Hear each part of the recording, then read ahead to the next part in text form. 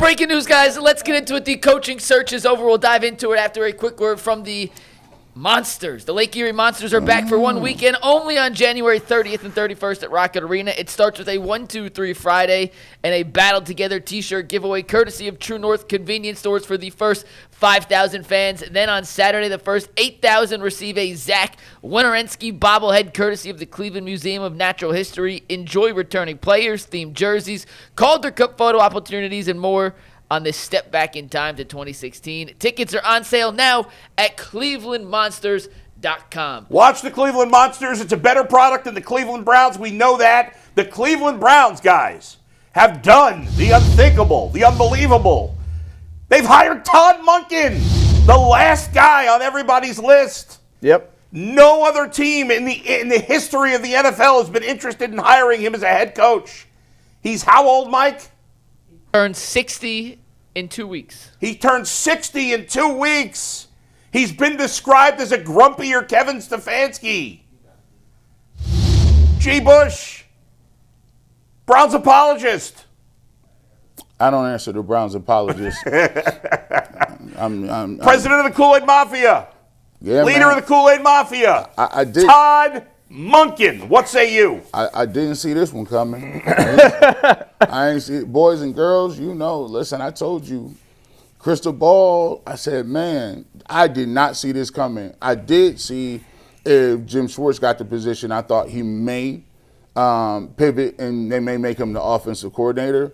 But turns out it was vice versa. They went out and got Todd Monken, and now he about to be the head coach. So I completely, this was out of left field for me. Like, I wasn't, like we said, I'm not surprised at too much anything that they would do because the Browns do a lot of different things. And like they drafted Mason Graham when Travis Hunter was on the board. So after that, I said, I will never, ever in my life. They drafted Carson Schwartz. I said, who is that? I don't even know who that is. So in this search, they go get Todd Monken, and I'm interested in hearing what it is Andrew Berry had to say and Jimmy Haslam said as to why they moved in this direction. What are some things that they liked from Todd Monken that really gave him the opportunity to become the next head coach? Just from me watching, there's a couple of things that you can say are positives. I guess Todd Monken, if you look at it from a perspective of Lamar Jackson won an MVP under him. He did a great job, calling offensive plays. Was he at Georgia? He was at Georgia when they won a national championship. Won a national championship as a play caller at Georgia. Has been a part of some, really good offense. He's a seasoned offensive mind. Doesn't have the head coaching experience. Don't know very much about the personality.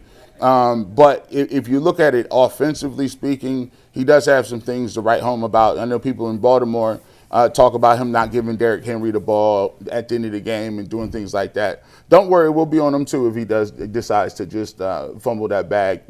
But I didn't see it coming. So, this is one of them ones where I'm just like, yeah, we're going to have to wait and see. But I'm super interested in hearing the press conferences as to how this thing transpired. Oh, they'll tell you he was their first choice. Go ahead. Yeah, I mean, well, they can't sell that to us. No. Well, they will try, and people will buy. Yeah, Some people will buy into it. I mean, this guy was the offensive coordinator of the Ravens in the playoffs. They ended the year. Yeah. When they've fallen on their face. They fall on their face. Yeah. And no one thought that this guy was getting fired. Harbaugh was getting fired.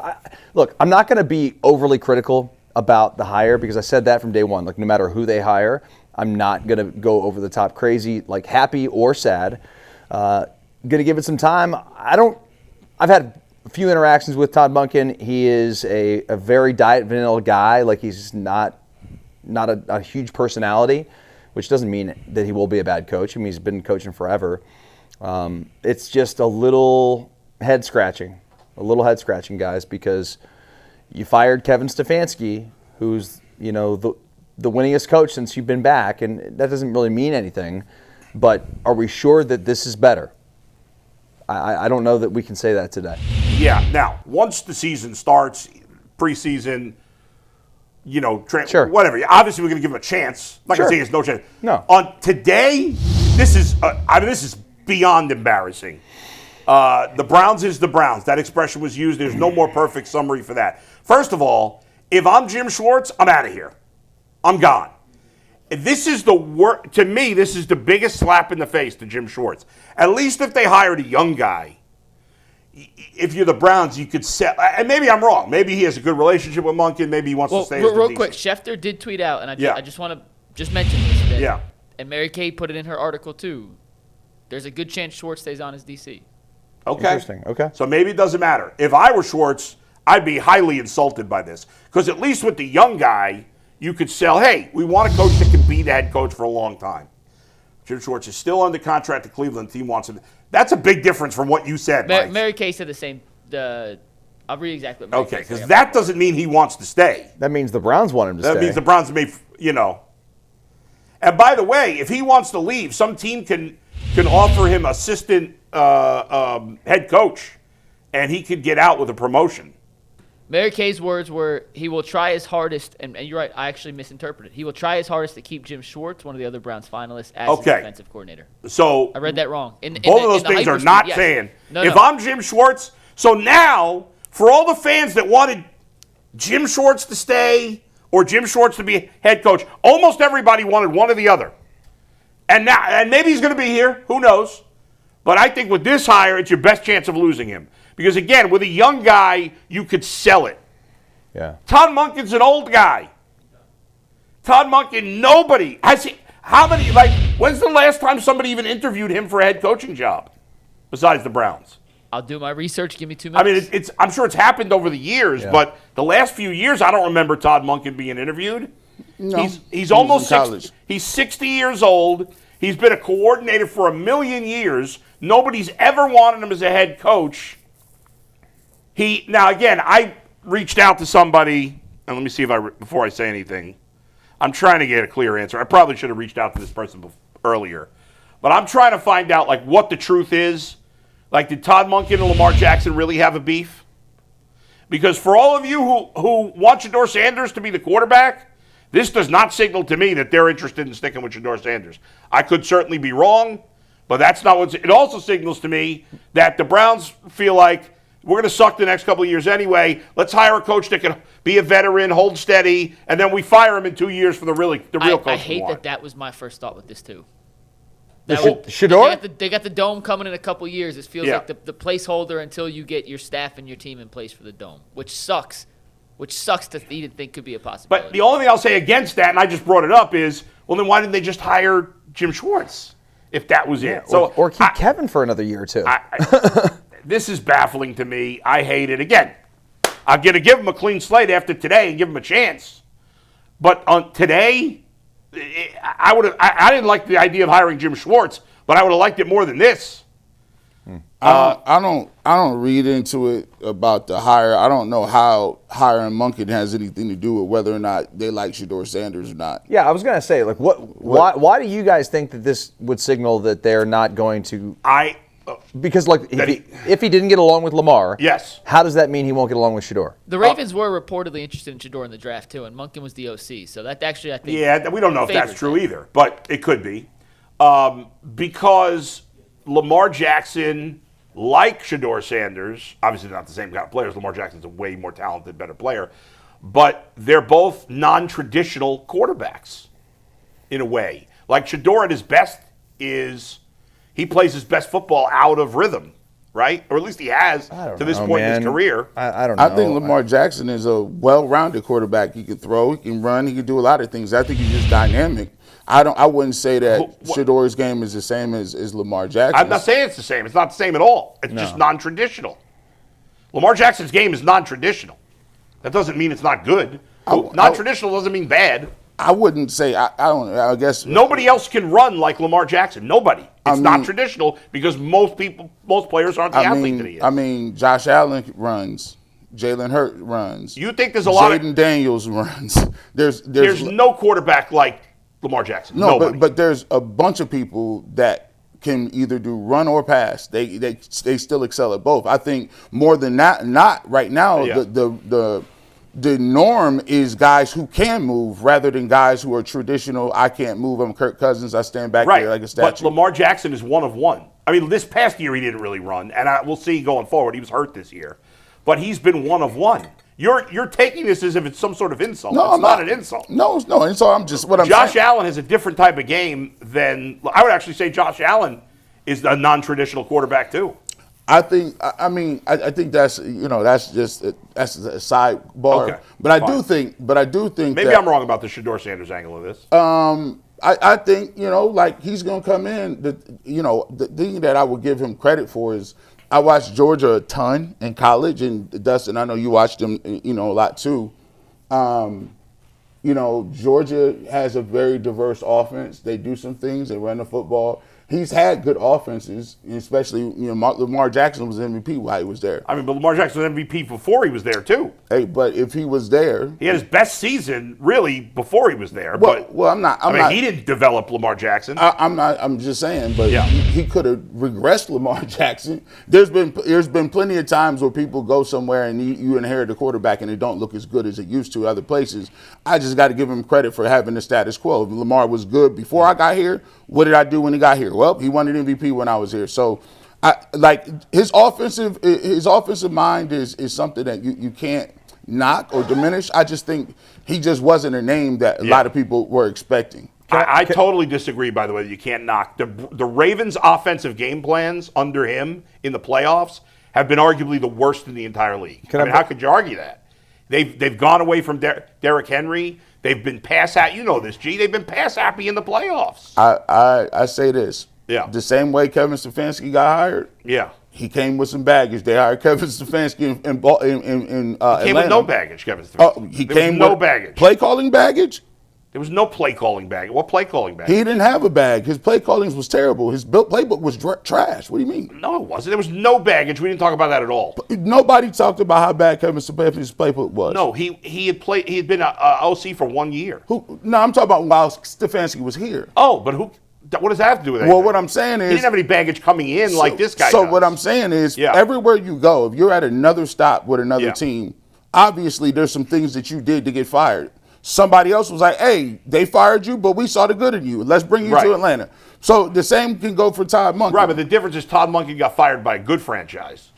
Kevin Stefanski got fired by a bad franchise. And Todd Monken, isn't it fair to say he did as bad a job in the playoffs as any game caller in recent years? I mean, Or unless you want to blame Lamar Jackson, I don't. I mean, he abandoned the run. I said it a lot of Yeah. times. He abandoned the run a couple of the times with the Baltimore Ravens.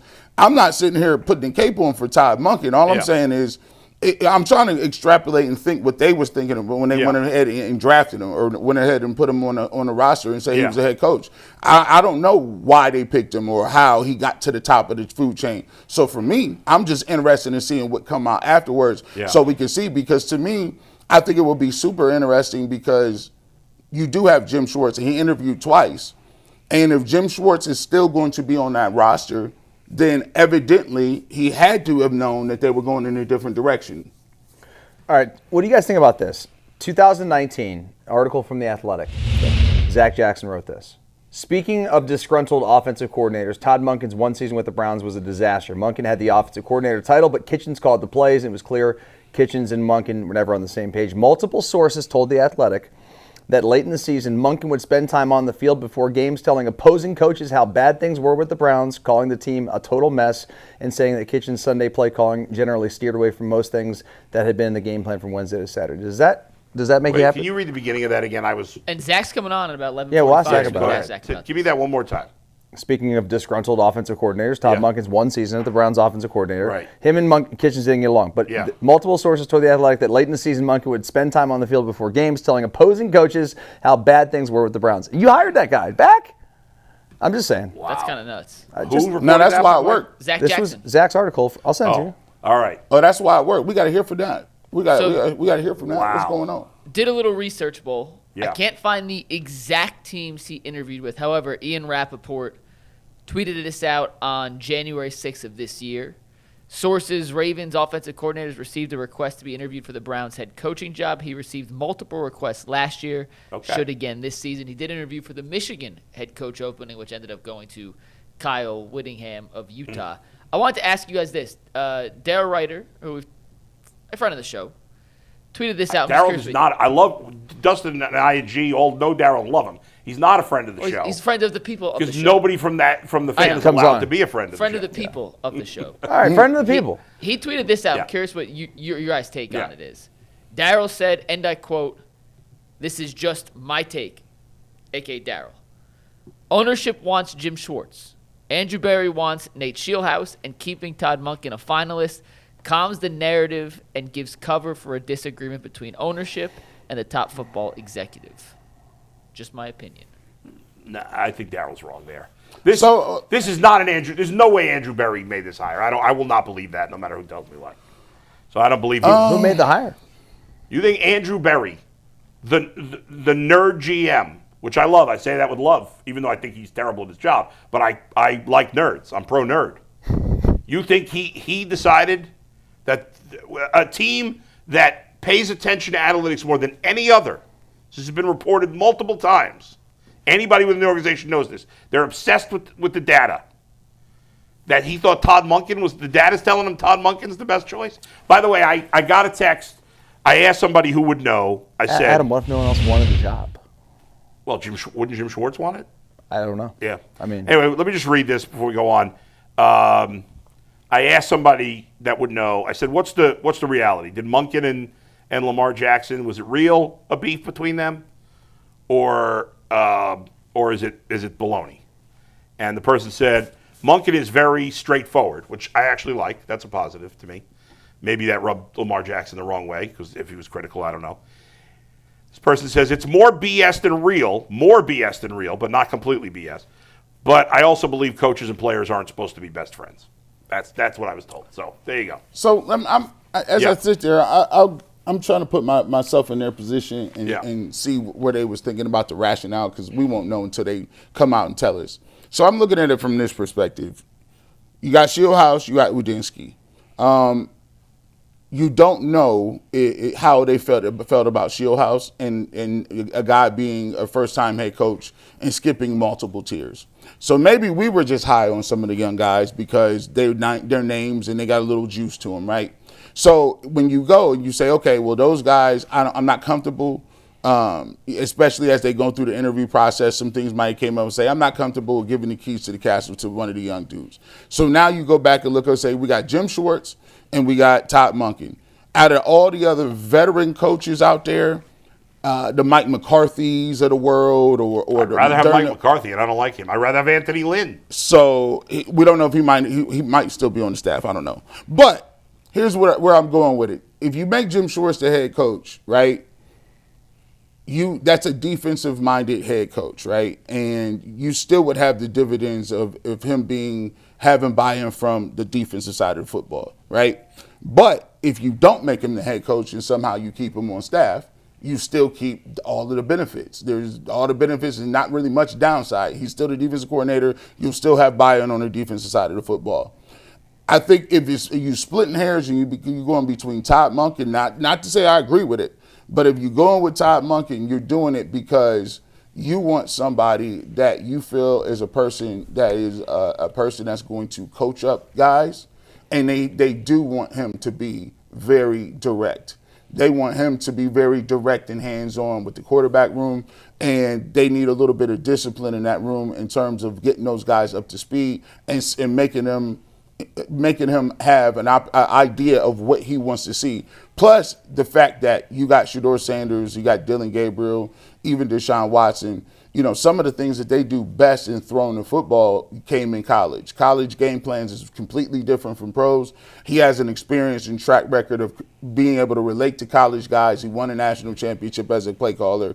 And he's also worked with guys that move around and can make plays outside of the pocket. You have Deshaun Watson and Shedeur Sanders who do some of those things. So maybe they looked at it as they wanted a head coach that can speak directly to that room and put a little bit of, I would say, structure involved.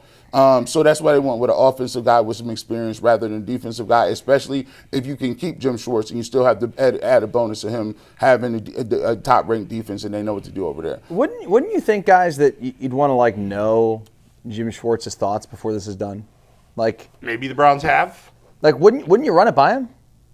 Yeah. Jim Schwartz, if Jim Schwartz because here's the thing: if Jim Schwartz doesn't take the gig, then who's this guy bringing in? Yeah, that would be the alarming thing. Like, what's the selling point for Todd Monken? Is this